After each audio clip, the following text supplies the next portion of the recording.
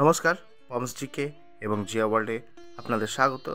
আজ অনেক দিন পরেই অর্গানাইজার টিচারদের উদ্দেশ্যে কিছু তথ্য দেওয়ার জন্যই আজকে উপস্থিত হলাম। তো সম্পূর্ণ ভিডিওটি বা আমার যে কথাগুলি রয়েছে সেগুলি মনোযোগ সহকারে শুনবার চেষ্টা করবেন।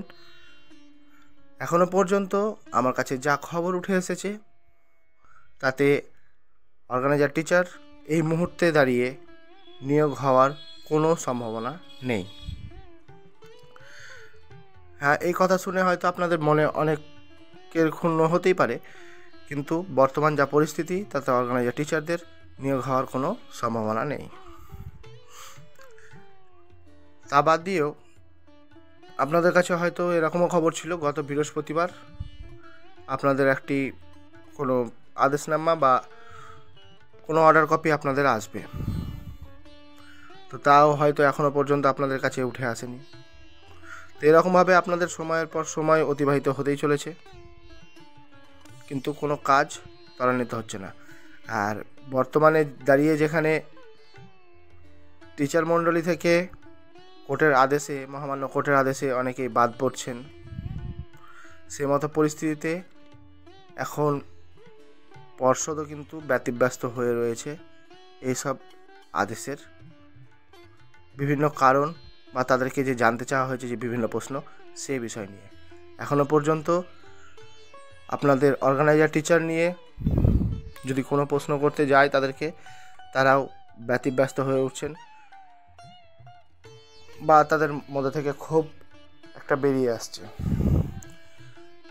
তো বারবার তাদেরকে বিরক্ত করার পরেও যেটুকুটা খবর এসেছে তাতে অর্গানাইজার টিচারদের এই মুহূর্তে নিয়োগ হওয়ার কোনো সম্ভাবনা নেই। ভোট মধ্যস্থ এবং বিভিন্ন প্রাইমারি, আপার প্রাইমারি বা এসএলএসটির যে কেসগুলি রয়েছে সেই কেসগুলিতে এখন পর্ষদ জর্জরিত। যতক্ষণ না পর্যন্ত তার নিষ্পত্তি হচ্ছে বা কোনো রকম ফাইসালা হচ্ছে, অর্গানাইজার টিচার নিয়ে কোনো মাথা ঘামানো হবে না। সোজা কথায় তারা এটি জানিয়ে দিয়েছেন এবং তারা এটিও জানিয়েছেন যা হওয়ার তা ভোট পরবর্তী সময় বা সামনে মাসের 21 তারিখের পরে, অর্থাৎ মে মাসের 21 তারিখের পর থেকে অর্গানাইজার নিয়ে কোনো না কোনো সংবাদ তারা দিতে পারবেন বলে জানিয়েছেন। অতএব অর্গানাইজার টিচারদের এই মুহূর্তে দাঁড়িয়ে কোনো রকম নিয়োগ প্রক্রিয়া ত্বরান্বিত হচ্ছে না।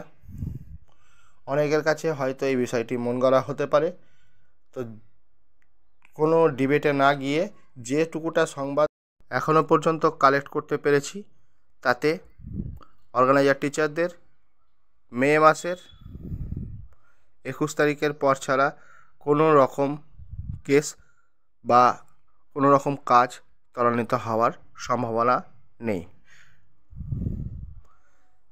তো এই ছিল আজকের অর্গানাইজার টিচার নিয়ে যেটুকুটা তথ্য পেয়েছি তার বিস্তারিত বিবরণ।